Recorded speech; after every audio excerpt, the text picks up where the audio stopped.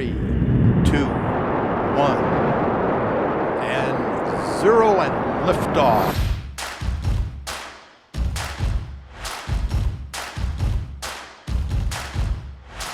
Hey everyone, this is Greg Lafferty, the Rocket Guy Real Estate Investment Network, where we get together and talk about things about real estate investing.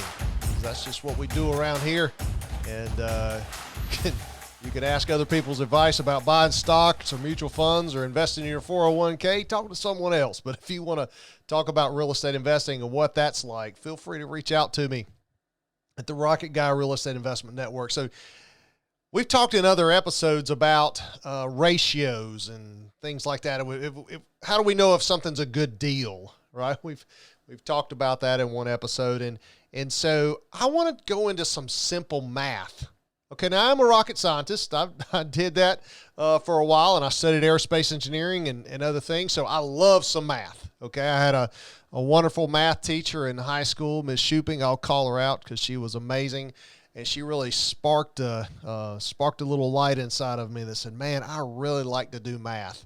And so that it just led to higher levels of math as I went in through college and physics and other things. So I love to do that, but that's not always the case. And I get it. Not everybody's a math whiz. Do not ask me to spell. Okay.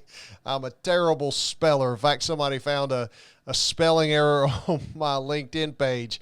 And it was a smart aleck, and he said, hey, how do you spell this? And I said, well, how do you calculate the trajectory of a reentry model? And he was like, yeah, okay, whatever. So I don't spell very well, but I can do some math. So, when we're looking at real estate and analyzing things, we've talked about what is a good deal versus location. How do you even know something's a good deal, right? Because everybody wants to buy a good deal. Nobody wants to buy a bad deal. Do we just kind of use our gut? And kind of, does it feel good? How do we kind of analyze this? We just look around and go, man, this is a good deal. Really?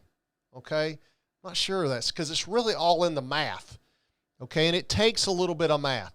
Now it could be very, very simple. And that's what we want to focus on today. We want to focus on some really simple, what we call back of the envelope, napkin kind of math. Like if you can do it on the basic calculator on your phone or in your head, that's what we're looking at. Okay. You don't have to break out some formula, go on some web portal and enter some data, or break out Excel and 14 tabs later comes out the answer buy or don't buy. Okay. That's not what we're talking about. Just very, very back of the envelope, because as you become a more seasoned investor, people will approach you with opportunities, and you have to kind of quickly decide, is this something I want to spend time on, or is this something I need to just kind of politely say, no, thank you, and here's why, okay?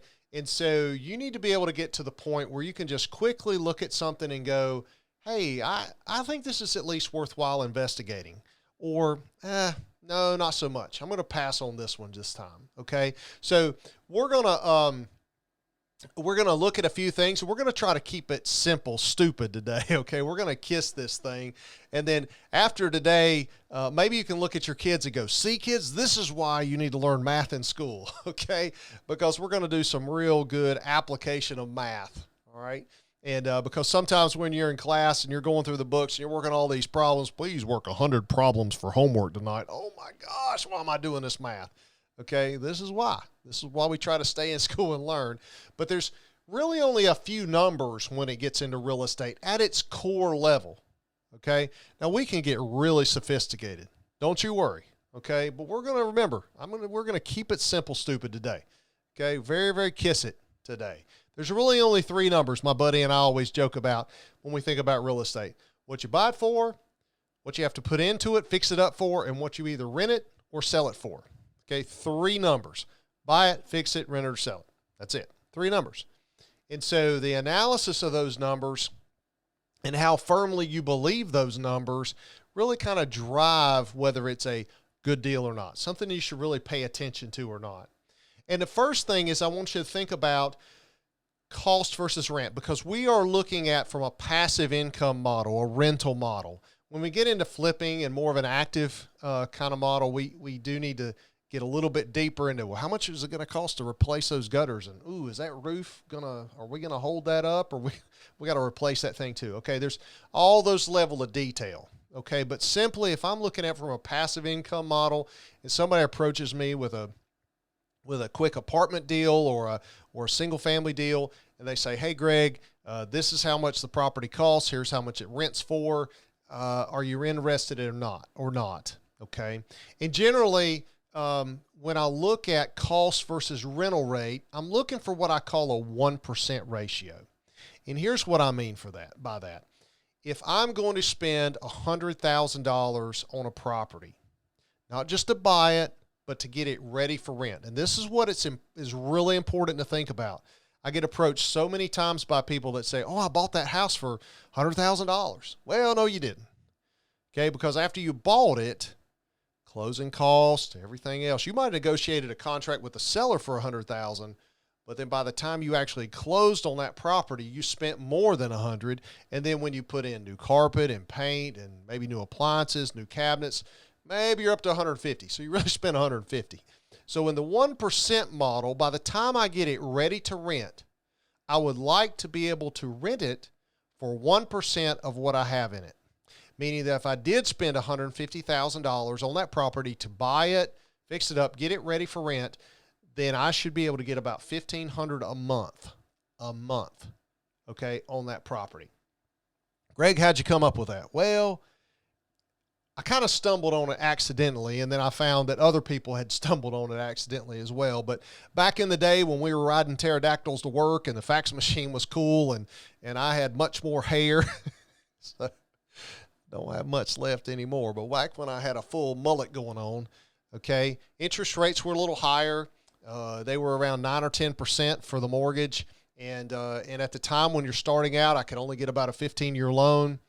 1%, that 1% rule generally caused me to about break even. I mean, I could pay taxes, insurance, maybe a little bit of maintenance, and then pay my mortgage, and there was basically zero cash flow. So I knew at that point that if I did better than 1%, if in that example, $150,000, if I could do better than $1,500 a month, so $1,600, $1,700 a month, wow, I was going to make money on that property.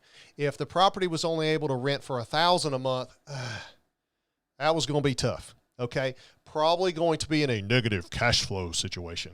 Okay, meaning I'm losing money. That's what that means. Don't like to lose money. Okay, probably. But at least if I was better than 1%, I could at least determine that I want to investigate it more. Nowadays, with interest rates down a lot lower, okay, we're in single digits, low single digits. Okay, interest rates. And generally now my lending credit, my lending apparatus things, I can get 20-year, 30-year terms.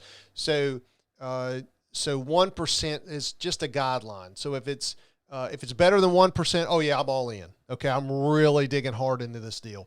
If it's less than 1%, not as excited, but I'll still probably pencil it out a little bit harder.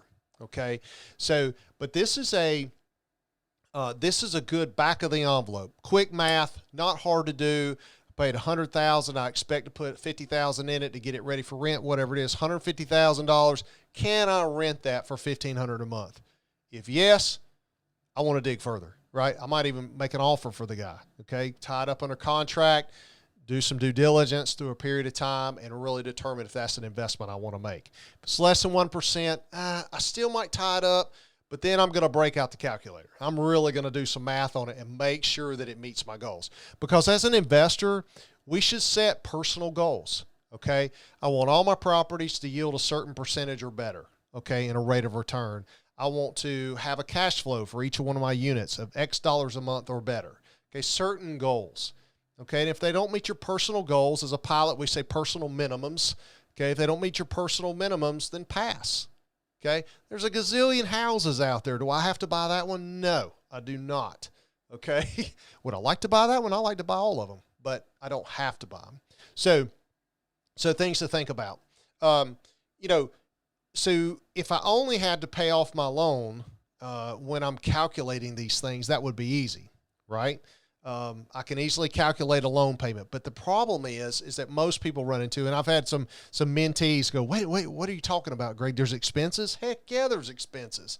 Okay, I've even been to investor clubs where they'll sit there and go, okay, well, your gross rent is this, your mortgage payment is going to be this, and your taxes and insurance are that, so here's your rate of return. Okay, no. Okay, we don't look at that as our rate of return. There are other expenses and other things we have to keep in mind, and that's one reason why I still like the 1% rule, even though that was really started with higher interest rates and shorter loan periods. Right? Because what if I want to get a 15-year loan right now? Right? Isn't that better? Doesn't that accelerate my principal reduction? Gets it paid down faster? Absolutely. Okay, I don't pay as much interest expense over time. Well, Greg, if you don't pay interest expense, you don't get to deduct it on your taxes. Who cares? Okay, I don't buy things because I get to deduct it on my taxes. I buy it because it's a good investment or not. Okay, that's why we do things. It's a good investment.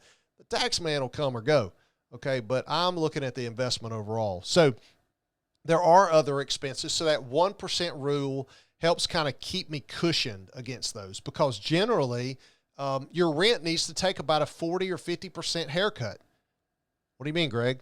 Well, I don't have any hair, but if I could, my barber calls it a finder's fee for me, okay? But if I could take a haircut, I would take the rent, that $1,500 a month, and I'd whack it in half and say, really what I'm going to get out of here is about $750. Okay, because I do have taxes I have to pay, property taxes. I do have insurance that has to be paid. I will have some vacancy. I don't know really how much. Depends on the market. Depends on the time of year they move in, move out, all that kind of stuff. Okay, but I will have some vacancy. Well, I'm going to sign a 3-year lease. Okay, well, good for you. That's a great piece of paper you have there, big dog. Okay, but what if they move out after year 1? What you going to do? Go after somebody who has no money for the other 2 years? Good luck. Okay, they're going to be long gone 3 addresses later. Go find them at their mama's house. Okay, they're not going to be there. So you will have some vacancy. And you know what? Every component in there needs some kind of maintenance reserves. That roof is going to need to be replaced at some point. The appliances will need to be replaced at some point. So it's always good to save some money in a maintenance reserve. So generally, even in the multifamily space, you tend to give about a 40 or 50% haircut on the gross rent receipts and say, well, this back of the envelope, quickie, keep it simple math, this is what our expenses are going to be. So that's why I like the 1% rule, because it sets some of that stuff up. Now, how will I know some of those components? Well, you know what? You know what you're going to buy it for generally, because that's kind of what they're asking for it and what you think you might be able to negotiate them down to and all those kind of things. So that's a good number, right? Feel pretty confident about that. You could do that. How do I know what it needs to get ready for rent? That's a little tougher. Okay, you might have to ballpark some of that, and a little bit as School of Hard Knocks. If you've ever done any house flipping, like we just put a spatula under it, just roll it over. Okay, that's not really what it is. But if you have renovated and sold a house, you know that those budgets can go crazy. Okay, but we're talking about basic carpet, paint, clean up, that kind of stuff. So, if it takes $10,000, it takes $10,000. It takes 50, it takes 50. But you have to kind of figure that out. But how will I know what it's going to rent for? Really, that's not hard to do. Okay, you can go out to Zillow, maybe rentals.com, look for houses nearby, right? I would kind of zoom into the area and kind of work your way out, find out other for rent houses, right? You could also flip it over and go for sale, and then look to see kind of what else out there that maybe is a similar house, so that you can tell whether you're overbuying or not, right? Overpaying. So, but that's a great way, either Zillow or rentals.com, to kind of get a feel what the competition is, because that's what it is. You're selling a product. You're selling a house for rent, okay? And so you have competition in the marketplace. Those are other houses or apartments for rent, so you probably need to know what that market space looks like. And you flip through the pictures and see, are these like granite countertops? Are they Formica? Is it still shag carpet from the 70s? Or is it hardwood floors? What does it look like, right? Kind of compare and contrast, kind of get a sense for what that is. So that's another good way to do that. And then when you get that number, divide by 2. That's it. Take half. That is your working rent rate. That's really what it is, okay? So then you have to estimate your loan payment, right? Well, I know I'm hoping what I'm going to pay for it. Maybe I've worked with a lender before and he's going to offer me a 10% down, or maybe it's a FHA and I can get something 95% loan, or maybe I have to put 20% down, whatever that number is. Go on to Zillow on the mortgage app, right? Calculate your loan payment. Now listen, usually on these deals, you're going to pay higher mortgage percentage on your rates than you would if it was owner occupied and you do it for your own house. So do not put down 2.2% or whatever the going rate is for a 30-year note. That's not where you want to be. Okay. If you're buying an apartment building, it's going to be more of a commercial rate, and you can ask your lenders what these going rates are and kind of generally what you would qualify for, and plug that in, and then calculate your mortgage payment. You take the two, subtract them, boom, there's your cash flow, right? Here's what my net rent will be after I take a haircut on it at 50% minus how much I'm paying in a mortgage payment. Voila, there's your monthly cash flow. So is it a good deal? Not a good deal, right? Does it meet your personal minimums? Does it meet your goals? That's what we're here to figure out, right? The math is not complicated, just to do kind of a back of the envelope. Now, would I go straight to the closing table with that? Absolutely not, right? By the time it's all said and done, I might break out an Excel sheet and, about launch a rocket, okay, getting it done, trying to analyze my rates of return and other things like that. And we can dig into some and get into some examples of all that, and maybe even write up on a marker board or something for everybody to see that. But just a quick back of the envelope, how do I know whether it's a good deal or not? Okay, how do I know whether to investigate it further or not? Spend my time, because time is everything, okay? Time is everything, right? Not time is money. No, time is everything, because you only have so many seconds in a day. And so if I want to utilize that time effectively, I want to know which deals to take up on and which deals to pass on. And I want to know real quickly what I should do and how I should spend my time, because really, if the deal's trash, maybe I should go to the beach and get some sand in my shorts, okay? Maybe I should. Maybe it's better to do that than to waste time driving across the property and taking a walk and going in all the units and crawling in the crawl space, whatever I want to do there. Maybe I should just be at the beach.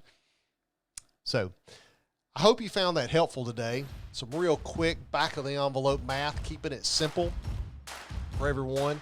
At some point, if you want to check us out again in the future, we can break it out and launch a rocket with some of the math we're going to do later. But I appreciate you joining us here at the Rocket Guy Real Estate Investment Network. My name is Greg Lafferty, the Rocket Guy. We'll talk to you really soon.